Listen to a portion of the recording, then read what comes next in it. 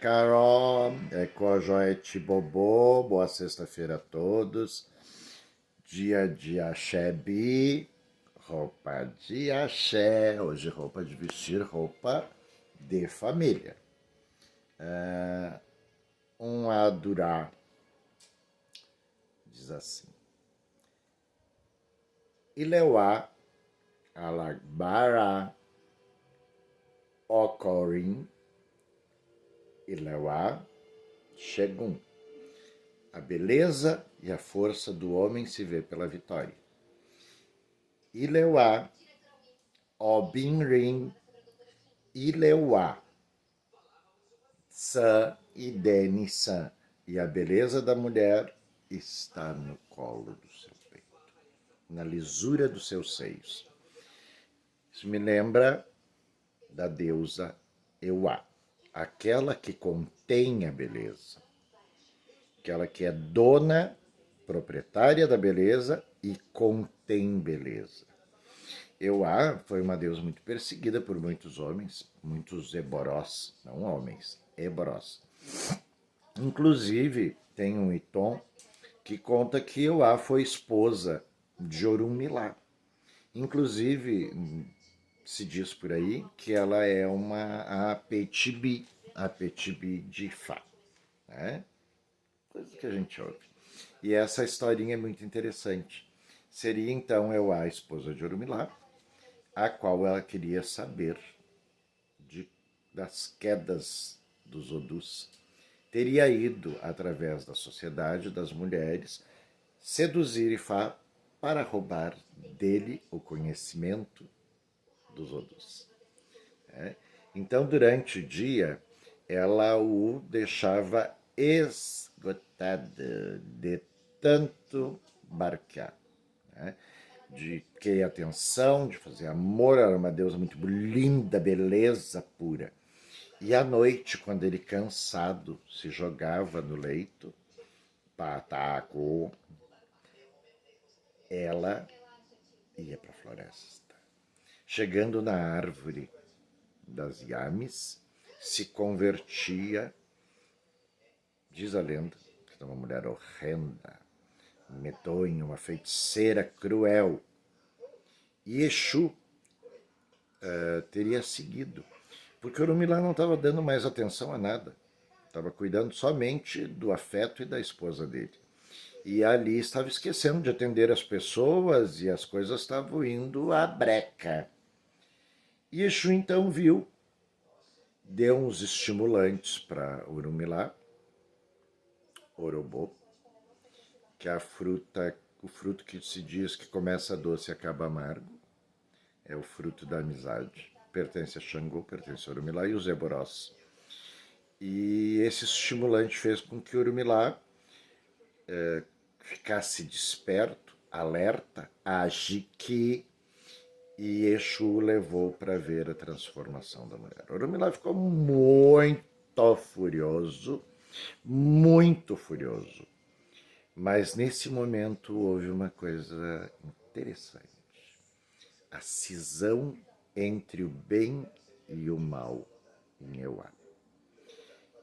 Foi tão forte essa cisão que uma vive hoje junto às feiticeiras da noite, e a Adu, e a do negro, e a Badu, mãe do negro, mãe do vermelho, vive na escuridão junto com as Yames, e a outra parte ficou livre, sendo a pura e unicamente a beleza e o amor incondicional.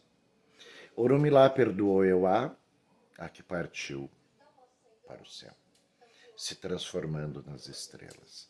E assim ela também teve uma ligação com Olokun, a qual teve 4 filhas.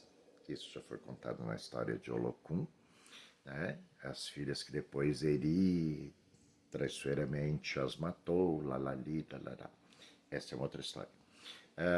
Então Euá passou a ser a noite estrelada. E um dia, Obaluaê, o Mulu, que caminha longas e grandes distâncias, com a cabeça agachada, olhando para o chão, coberto de palha, e ele viu o reflexo das estrelas em uma poça d'água. E ele ficou encantado e apaixonado pelo aquele reflexo, pelaquela beleza, e ali ele ficou detido muito tempo, mas ele tinha coisas a fazer, e o que ele fez? Ele cobriu essa poça d'água com terra. Estamos falando de um Iton. São efeitos mágicos. Então não venha questionar porque vai prender o brilho das estrelas com a Terra. Prendeu. Prendeu. Falou aí, prendeu. E ele prendeu o brilho das estrelas ali com a Terra, que pertence a ele. E partiu. Mas como ele caminha a longas distâncias, demorou muito a retornar. E a beleza de Euá ficou presa ali. E ela se pôs a gritar e pedindo socorro e pedindo socorro. Eis que um caçador, Oxóssi, estava na floresta, ouviu os gritos de socorro e veio até ela, veio até essa poça, descobrindo a poça da terra, libertando Euá, a qual ele se apaixonou instantaneamente por ela. E a beleza dela era mortal, né? Euá tem essa capacidade de envolver, de seduzir, de deixar a pessoa impressionada por ela e apaixonar a pessoa.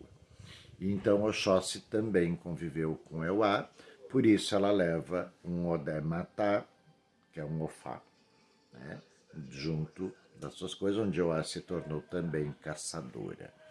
Mas depois ela se tornou esposa de Omulu. Né?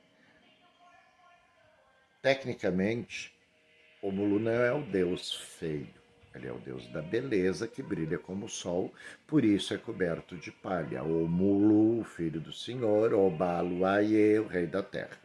Tem muitos caminhos esse orixá também, mas nesse Iton é o caminho que ele está com Euá, a qual não podia ter filhos, e daí encontrou Urumilá, enfrentou a morte no rio Euá, e conseguiu ganhar o dom da gestação e o dom da adivinhação. Então temos um Iton e outro Iton dizendo que Euá se tornou esposa de Urumilá e entendeu daí os desígnios de Odu, se tornando a Apetibi de Fá. E tem esse outro Iton, aonde a deusa Euá salvou Omulu, salvou Orunmilá no seu rio, salvou da morte, enfrentando Iku.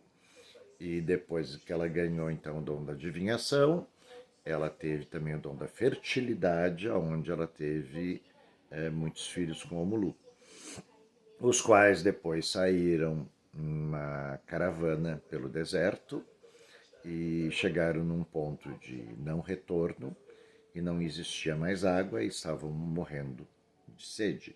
Euá, a deusa da intuição, da adivinhação, pressentiu que seus filhos poderiam morrer, se converteu em uma grande nuvem rosa e partiu em direção ao deserto, chovendo e aí criando os oásis nos desertos, né?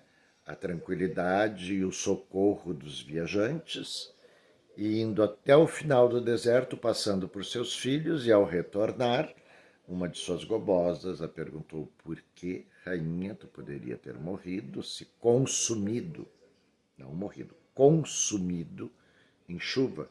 Ela disse que os filhos dela estariam salvos, mas os filhos das outras mães precisavam também ter a possibilidade de serem salvos.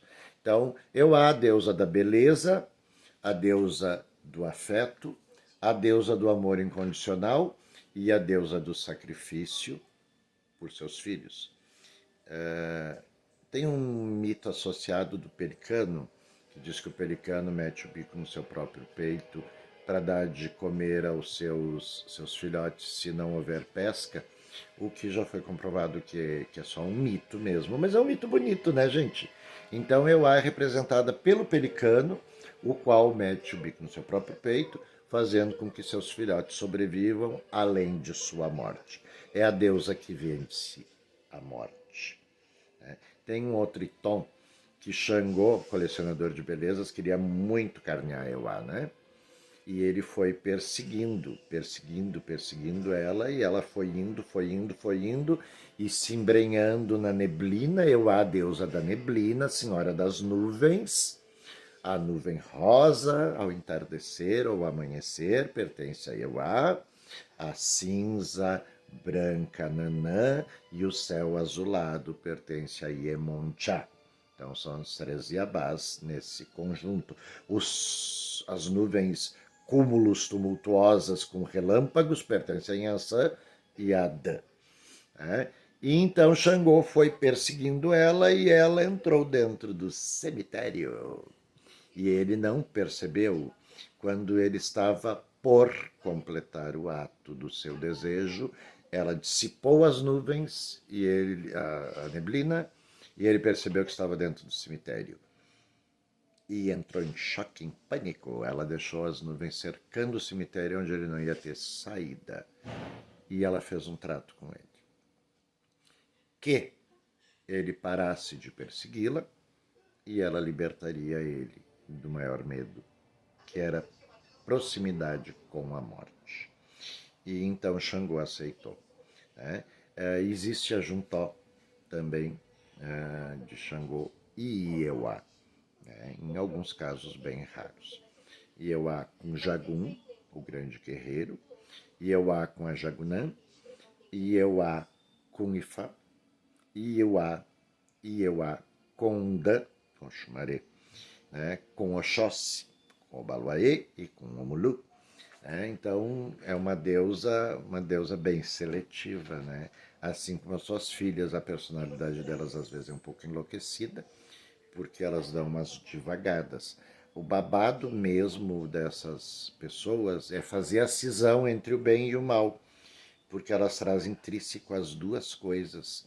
Elas trazem tanto a luz como a sombra, e elas devem ser feita a cisão e feito o seu ojiji, né, no momento da feitura, aonde elas passam a viver na luz. Né? Me lembra o filme aquele filme de fantasma que diz vá para a luz, Caroline, vá para a luz, Caroline. Então eu vá para a luz, vá para a luz, porque o lado negro dela não é legal. Né? Vive sobre as copas das árvores, das Yamis ou Xorungás, controlando a entrada e a saída da negatividade. Sendo que na base, a guardiã do lado esquerdo, Obá, não permitindo que isso venha para o Aie e complique os Araiês. Então, essa multiplicidade de Euá na copa das árvores, e Gilore, coroando as árvores, e Gilori sobre as árvores, e Obá, grande mãe, cuidando da parte do Araiê, não permitindo que o bem e o mal se mesclem. Mas Euá está sempre ao lado negro dela, em cima das copas das árvores, né? Fazendo com que o escuro possa então penetrar. Adã, ou Adã, né? O morcego pertence a essa Iabá no seu lado negro, e o pelicano pertence a essa Iabá no seu lado positivo. Todos nós temos um bom lado e um lado mau. Está em nós sabermos diferenciá-lo e criar a cisão.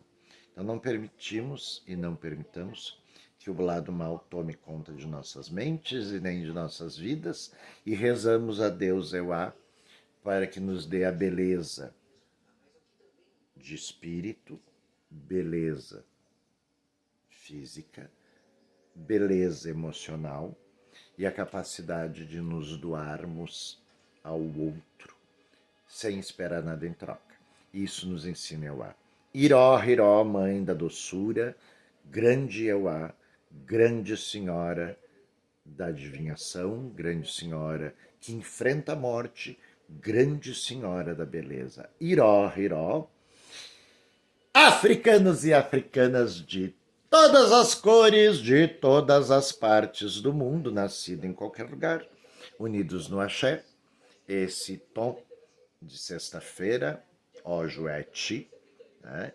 Dia onde existe uma grande força de Iemonjá, né?